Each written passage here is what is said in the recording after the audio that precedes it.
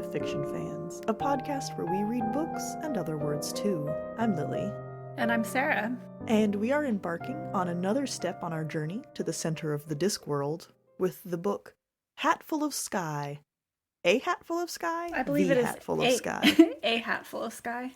Pretty sure it's The Hatful of Sky, because every book title has the word the in front of it. It is indeed A Hatful of Sky. All right, fine. I'll give you that one.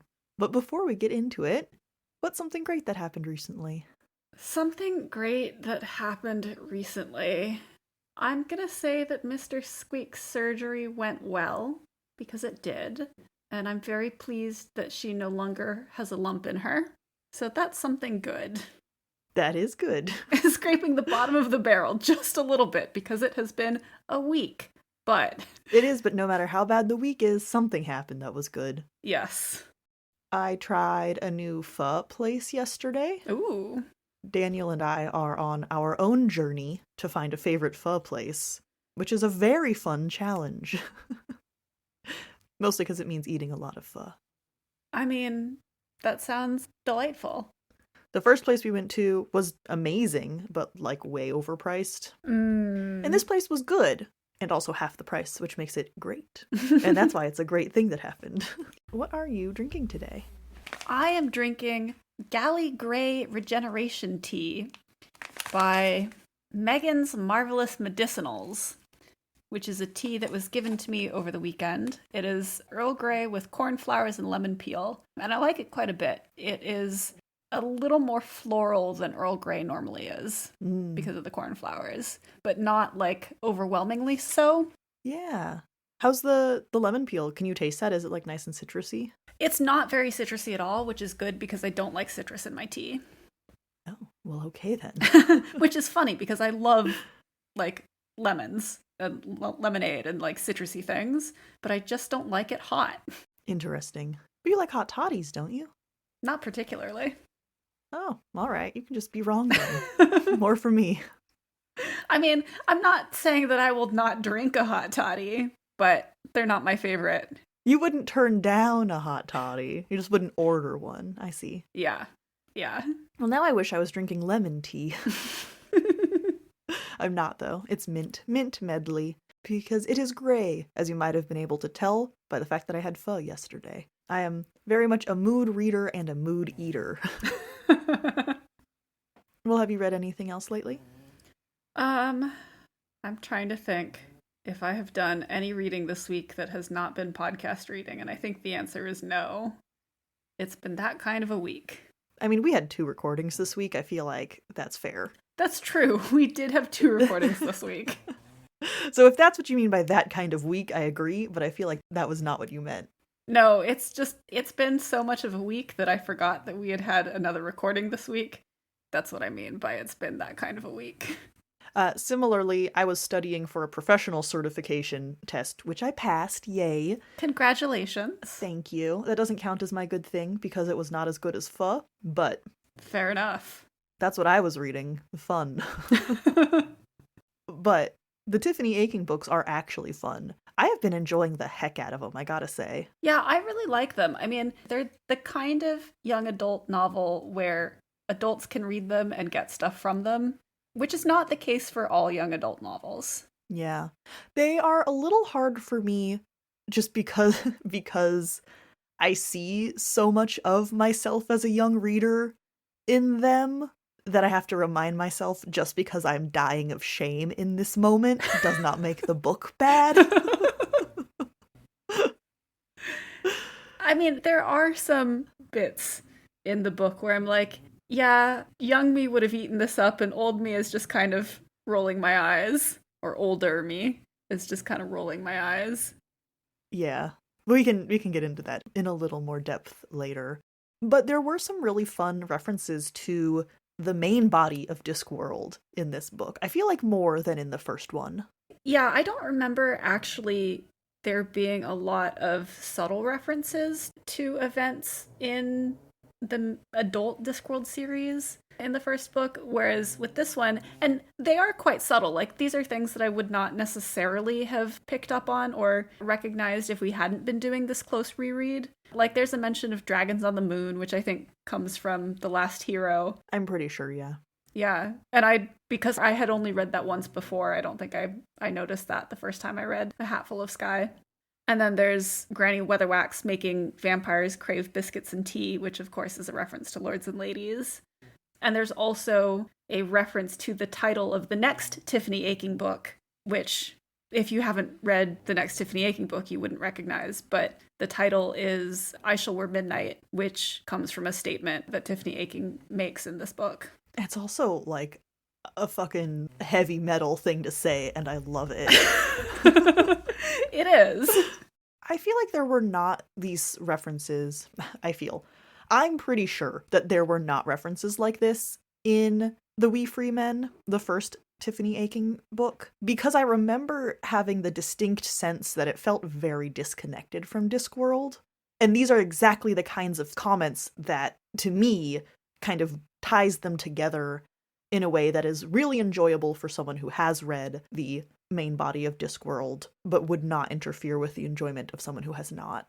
Yeah, I mean, we did with the We Free Men have a discussion about how you didn't feel that it was a Discworld book at all. I was being a little tongue-in-cheek with that, but yes. I mean, yes, you were. Setting-wise, not thematically. Yes.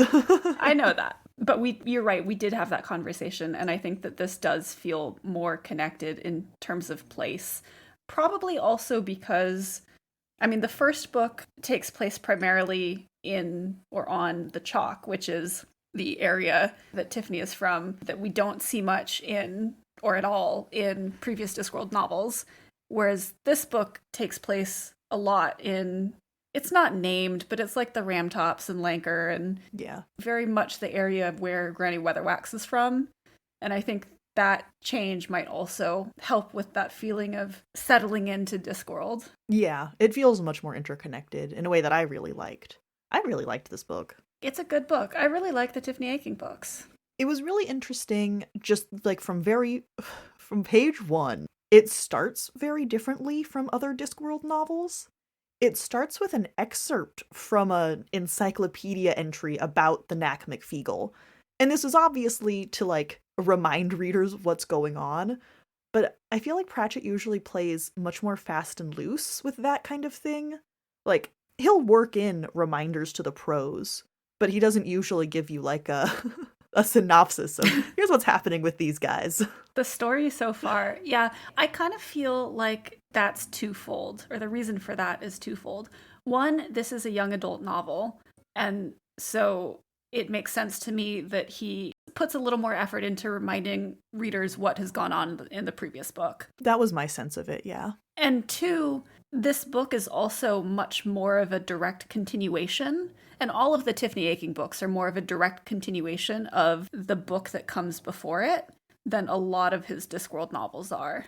I agree completely.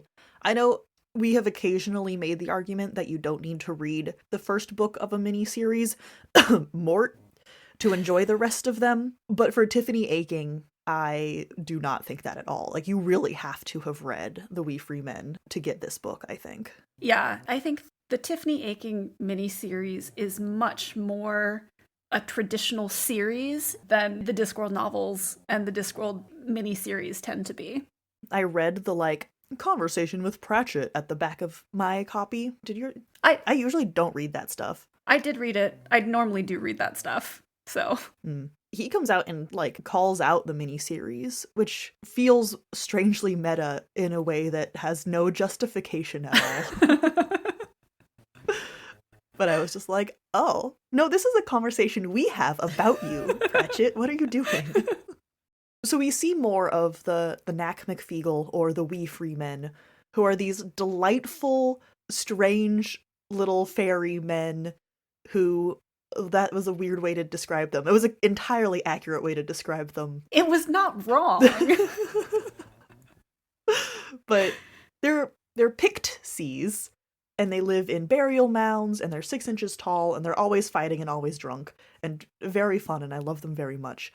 But the gender dynamics of this group of people is something. Yeah. Part of me feels like I'm taking it too seriously, but also there's just so much going on. If it was just one thing, I'd probably be able to brush over it, but like, oof. Yeah, I mean, I do think that it's something in the way that there are very few women and their 2 jobs are to lead the clan and have lots and lots and lots of children. Yeah, like Sarah's 1,000-yard stare, everyone. Yeah. Like, I just... It's cool to have a matrilineal society, but you kind of undercut that when the matrilineal society is, all right, you're locked up in this room and all you can do is pop out kids. Yeah. And I think it's also compounded by some of the relationship dynamics that Rob Anybody, who is kind of the main man of the McFeagles, has with his new wife, Jeannie, who's the Kelda, the leader.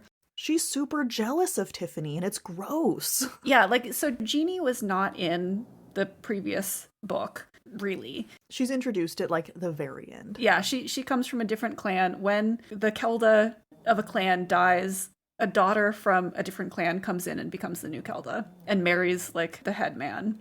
And for the short period of time, I guess spoilers for the We Free Men, but if you're listening to this, you probably have already listened to our conversation about the We Free Men, or at least have read the We Free Men. So at the end of the We Free Men, Tiffany becomes the Kelda for a hot second of, like, this clan of McFeagle. And in order to be Kelda, she has to marry Rob Anybody, but they get around it by, like, saying they're engaged and they're going to get married at some very far off point in time. And so Jeannie comes in and she's, like you say, oddly jealous of Tiffany, who is, again, 11 years old in this book, not interested in marriage, like, is just a normal 11-year-old girl, more or less. And so that's not a good look, especially when you, like, add in all of the other gender dynamics in the Neck McFeagle. Yeah. And Jeannie does get better, but, like, initially she's like, no, Rob, you can't go and warn Tiffany about this thing that's coming after her.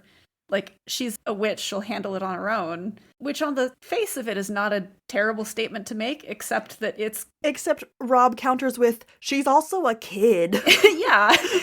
Rob counters with that, and also, like, we know that it's coming from a place of jealousy, not thinking that Tiffany can genuinely hold her own.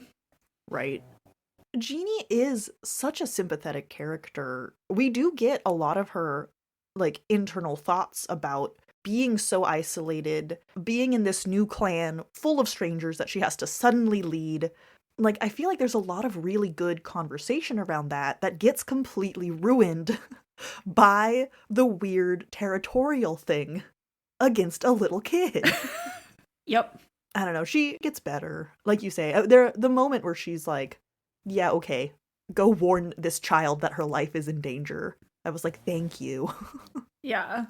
But the fact that that was even a thing was like, come on. I feel like it's supposed to show a moment of growth in her character, which I guess it does, but it also just, the beginning of it feels so gross because Tiffany is 11. And why are you, as a grown-ass woman, being jealous of an 11-year-old? Yeah. That it just doesn't really work for me. I will say, though, Tiffany wasn't entirely uninterested in romance.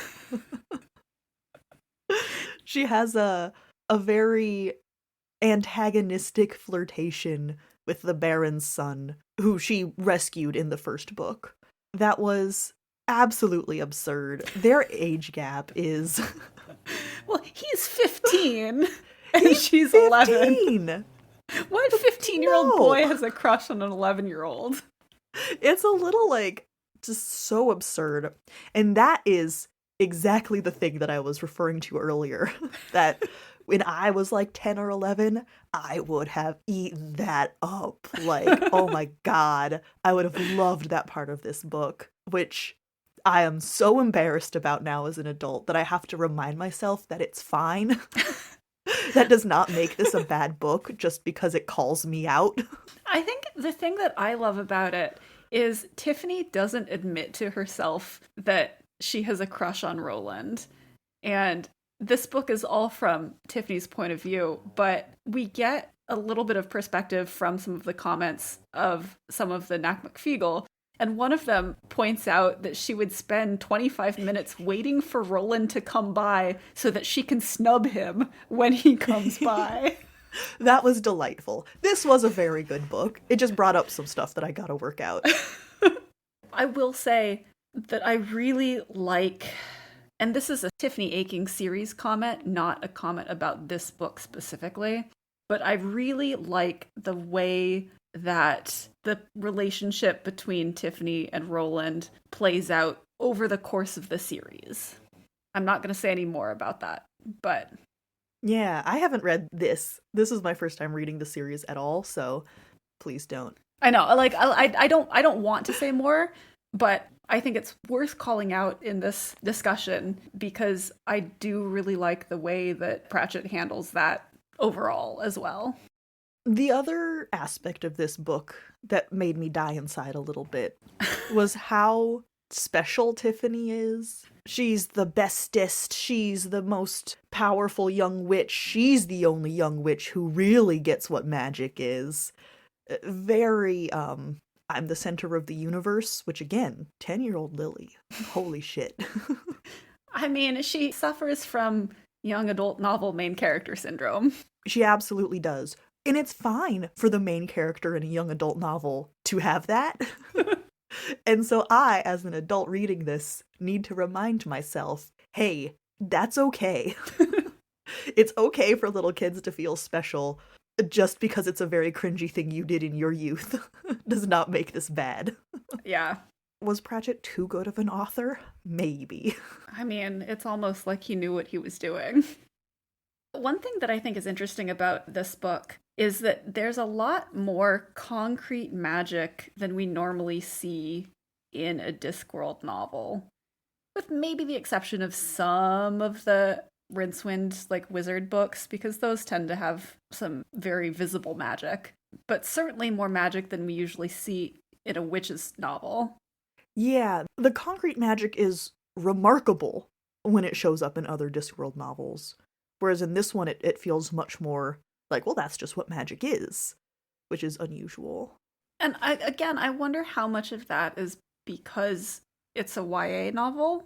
I feel like the theme of magic being a thing that's there but not something you do is a little more adult than young adult. I think so too. And even simpler than that, is it just a function of you gotta keep their attention somehow? Yeah, that too. All of the great overarching commentary on, like, what it's like to be a growing up kid is nice and all, but could you give me some fireworks in between the revelations? Thank you. That is also very true. Which, I mean, is also supporting your idea that it's just because it's a young adult novel. I think that's definitely part of it. Yeah. Oh, well, we forgot to discuss who should read this book. I mean, young readers who enjoyed The Wee Freemen, read this book. Yeah, I don't think, like we've said, this is not a book where you can come in without having read the first book. So if you haven't read The Wee Freemen, go and read that, and then come and read this book. But if you like fantasy, if you like... And I would say this is kind of a coming-of-age story. In a different angle than they usually are. I feel like framing it that way would actually be a little misleading. Technically correct, but the wrong vibe. Okay, maybe I should say I think it's a coming-of-age series. Okay. That I would believe. Yeah, because I do think that the series as a whole is Tiffany's journey coming of age. So if you enjoy that kind of fantasy book, then you should read the Tiffany Aching books. A couple of weeks ago, we had a Patreon drive one of the rewards of which being a shout out. So thank you, Sherwood, for supporting us and our podcast. Our patrons get access to really fun bonus content, the most recent post being an exclusive episode, a conversation about genre definitions, a follow-up from our live stream on that same topic.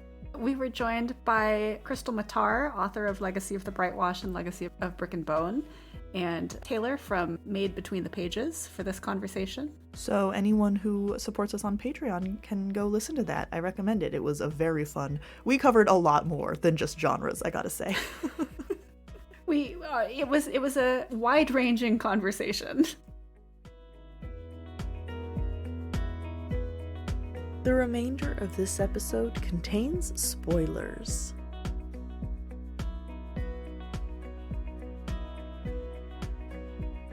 So I have a very not in the spirit of this book comment. What is your comment? It was very delightful that the Knack McFeagle all, like, stand on each other's shoulders to impersonate a regular human man. And they walk around, and it's very disturbing to the people who see them, of course, because they're rambunctious folk. However, Clive Barker wrote a short story called In the Hills, the Cities, where two cities, the entire populations of them, bind themselves together to create two giants who fight, and it's very visceral. There's a lot of descriptions of, like, the bottoms of the feet being crushed to death as they're walking around. Oh my. He's a horror author. And that was all I could think of reading those parts. And it kind of, I won't say ruined the magic of it, but I don't think that was the tone Pratchett was going for. I think that's a very different effect on the reader for a very similar situation. Right? It's kind of fun how this exact same concept can be done in such very different ways. And it's also interesting because the Knack McFeagle who are in those positions, like the feet and the knees, they have comments to that effect, like, oh, you're crushing me, or, this boot smells terribly, things like that, only they're not dying because of it. Yeah. The Knack McFeagle on the inside of the giant monster are not being slowly suffocated by the crushing weight of their fellows. No. They are not. That's just my little weird horror interjection. Thank you, everyone, for going on that journey with me, and we're back. All right, Tiffany Aching. Okay, Tiffany Aching. So we agreed, I think, that the last book, the first book, was about dealing with grief. What do you think this book is about? It was puberty, right? I know I just argued that it was not a coming-of-age story, but that's because I think that is more of like a trope that has more implication than just being about growing up. Whereas this story very much feels like it's about dealing with your changing internal landscape as you go through coming of age, puberty. Yeah, there's a lot in this book that I think boils down to, like, the struggle of dealing with your mean inner thoughts and how to learn to feel things but not act on them. And the idea that just because you feel something doesn't make you a bad person. Mm-hmm. That is sort of more at the conclusion of the book after. So Tiffany is kind of possessed. It's not exactly what it is, but it's a good shorthand. By a creature that basically circumvents her natural brain-to-mouth filter, which you could say maybe is the spirit of puberty. And you wouldn't be wrong. And she has to really struggle with the fact that those were truly her thoughts, but she never would have said them out loud. And there are some really great conversations about how, yes, and that control, the part of you that stops you from acting on those impulses or saying those mean things, is just as much a part of you as the original impulse. And I thought that was like a really lovely moral of the story, if you will. Yeah, I agree. And it also gets the point across without feeling preachy. I mean, it's very obvious, like it's hitting you in the face with it. It's not subtle, it is not subtextual at all. Yeah, it's not subtle or subtextual, but it also doesn't feel like it is preaching at you. No, it felt much more like encouraging. Yeah. It really gave me the vibe, and I mean, Granny Weatherwax, I think, literally does this in her own way. But the vibe of a parent figure going, hey, kiddo, it's all right. You're okay. Yes. So while it's very obvious, it's much more of a, like, comforting, encouraging tone than, like, you kids, you ought to be doing this thing. I think what I'm trying to get at is it's not patronizing. Yeah. There were some other very unsubtle comments. Not as core to the theme of the novel, but some extremely blunt messages. The one that hit me the hardest, or not hit me the hardest, but was like, slapped me in the face the most, was, everything will turn out okay if you come clean to an adult. While Tiffany is possessed, she steals money from an old man, and it's not okay. But she, owns up to it and goes to him to apologize and take responsibility for what she did. And, of course, everything is magically solved. See, I think for me, my takeaway was not necessarily everything will be okay if you come clean to an adult, but that everything will be okay if you own up to your mistakes. Yeah, except because the problem was solved by, well, in this case, the Knack McFeagle, but I would say Granny Weatherwax had a hand in it for encouraging her to, like, make amends. Because it was solved by outside forces, it feels very much like, maybe I'm just taking it too literally, but... I think you're taking it a little too literally. I mean, not to say that your reading is wrong or that it can't be interpreted that way. But the message itself is not that specific, yeah. Yeah. Well, and that's maybe just a subset of the wider message that it's okay to let adults take care of you, even if it hurts your pride. Mm-hmm. There are a few moments of Tiffany going, I'm 11. Why am I the one dealing with this? But then there are also moments where she's like, hey, it should be my responsibility, but there are people who are going to step up and take care of it for me, and it bothers me, but I'm just gonna, like, let them. And that was a very, like, I have the mental image of the narrator, not Pratchett necessarily, but the, like, narrator sitting backwards in a chair, like, hey, kids. You're very competent, and I respect you. But sometimes, you should let the adults take care of things. Well, and I'm glad that there are times when the adults step in, because as an adult reading this, and this is not something that I cared about as a child, because, like, when I was a child, I was like, yes, let the kids take care of stuff because we're competent. Yeah, kids should be the savior of the world. Yeah. Yes, but as an adult, I'm like, okay, but you are literally 11. You should not be responsible for this. Well, okay, my comment was more in the delivery, not a critique of the message. Right. I was more talking about how very obvious it was. Yeah. I agree completely. It's really nice seeing that in a young adult novel that still absolutely respects Tiffany. She's still very special, as I said in the beginning. And she's also very competent, and she is the one who solves the problem in the end. Granted, she also causes the problem. Yeah. But she does end up taking care of it as well. But not entirely alone. She lets people help her, and that's really good. Yeah. And I do think that's an important message to get. Like, you don't have to do everything on your own. In fact, you should not be expected to do everything on your own. Not only do you not have to, it's unacceptable for you to think that everything has to fall on your shoulders. And even as an adult, I think it's important to accept help when you need it, and to ask for help when you need it. Yeah. And I think that loops back to the messages of this book not feeling like preachy, but instead feeling warm and comforting. Mm-hmm. Paternal, not patronizing, if you will. Yes. And it's funny because I've definitely complained about the overall message of Discworld novels being a little too blunt for my tastes. You have sometimes complained about that. Yeah. I don't always agree with you, but you have sometimes complained about that. Extremely blunt in this book did not bother me at all. And I think it is because in this book I'm like, oh, this is a young adult novel. So yeah, lay it out for them. It makes sense with I don't think it's not genre, well, I guess. The target age of the audience. Yeah. The target demographic, if you will. If you want to hear more of a discussion about is young adult a genre or a demographic, subscribe to our Patreon because we did talk about that. In our genre conversations episode, yes. But yeah, I do think that it has to do with the target age range of the novel.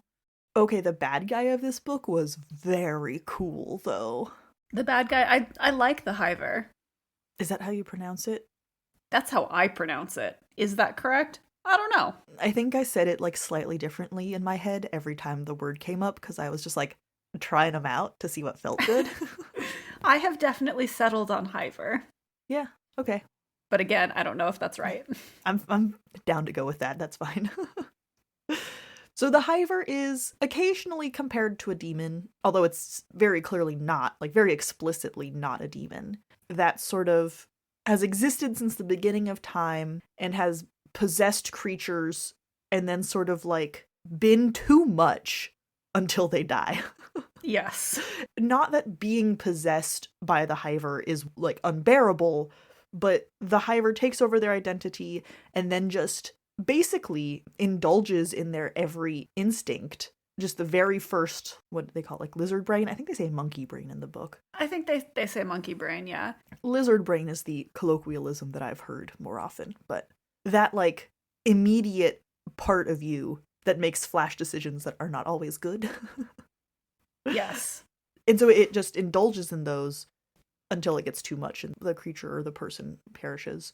But we find out that the Hiver is doing this because it's terrified and overwhelmed by the expanse of the universe. Like, it can't ignore how big the universe is. It is always aware of how huge and unending and all of the, like, little functions that are going on. It did feel a reference to Hogfather, because we were talking about references to other Discworld books. I think Death makes a comment about how it's incredible that humans have invented boredom when there are so many miracles going on around them all the time, like photosynthesis. I'm pretty sure that's a direct reference, the boredom thing. Anyway, but because of that, I kind of wondered, Death is having that conversation with the auditors, who are the sort of ongoing villain in the Death series.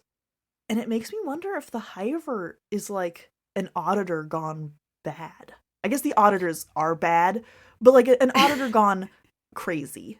I mean, the auditors don't, for lack of a better word, possess people. Right. But that's because they're still auditors. But like, what if one... So the auditors kind of cope with the chaos of the universe by trying to control everything, by trying to keep things... Audit it? Yeah, audit it, yeah.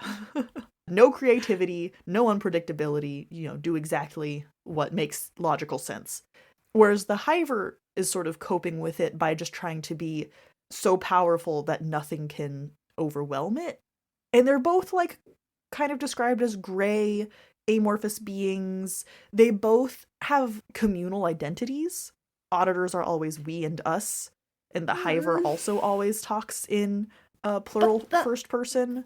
The Hiver talks as we and us because the Hiver is an amalgamation of all of the people it has possessed. So it is, the tiger, and it is the wizard, and it's the empress who killed people by giving her husband's scorpion sandwiches. And the auditors talk as a collective because they think that individuality is too... like indulgent, kind of. Unorderly. Yeah. Yeah. So I see what you're getting at with there being some similarities between the Hiver and the auditors, but I don't think they're related at all. I don't think so either. It's kind of just my fun conspiracy theory. But I like it. I mean, you could maybe tell me that they have the same origin point and that they diverge somewhere down the evolutionary tree, but not that they're, like, directly related. I don't know. I could see, like, the Hivers came to an existence at the dawn of time, right? So maybe this is just what happens to an auditor who's been going nuts for millennia. But there's so much about the auditors or about the Hiver that the auditors can't do. But that's because the auditors follow rules. Not always. Even the auditors that we see, like, go off the rails don't do what the Hiver does. Don't they possess people in that one book? No, they make their own bodies? Yeah, they make their own body. Which book is that? You were going to say and then I interrupted you. It's Thief of Time. Yeah. They make their own. Okay, fair enough. And Lady Jeanne, or whatever her name is. But yeah, that's not someone who is possessed. That is the auditor, like, making their own body. Fine. It's probably not true, but I like it. Oh, we also see death in this book for a very short minute. We do see death for a very hot second. Which also, I think, helps tie it into Discworld. I mean, again, and we had this conversation last episode, I felt that last book was also a very, like, Discworld book. I didn't have the same sense of displacement that you did. So. Well, even in, I almost said Tolkien. Whoa, I got my British authors all mixed up. Even in the little, like, interview with him at the end, he's like, oh, this is basically its own little world.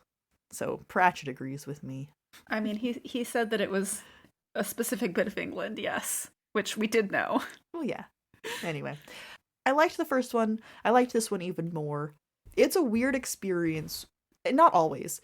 A weird experience reading a young adult novel as an adult. I think it probably means it's a good young adult novel, if it makes me think that hard about my own youth. Yeah.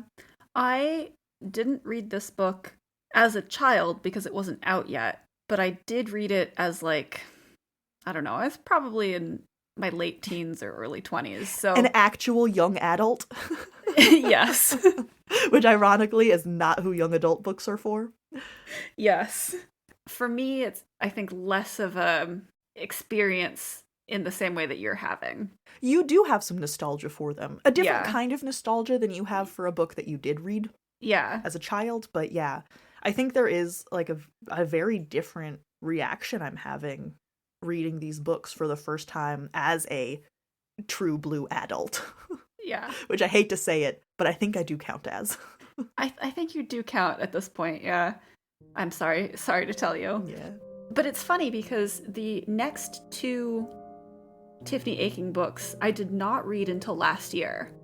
So I don't have that nostalgia for them specifically, but I think because I did have it a little bit for Tiffany Aching, like, as a whole, it still kind of gave me that experience. And I'm sure we'll talk about it when we get to those books. Yeah, I can't wait. Thank you so much for listening to this episode of Fiction Fans. Come disagree with us. We're on Twitter, Blue Sky, Instagram, and TikTok at FictionFansPod. You can also email us at fictionfanspod@gmail.com. If you enjoyed the episode, please rate and review on Spotify and Apple Podcasts, and follow us wherever your podcasts live. We also have a Patreon where you can support us and find exclusive episodes and a lot of other nonsense. Thanks again for listening, and may your villains always be defeated. Bye! Bye.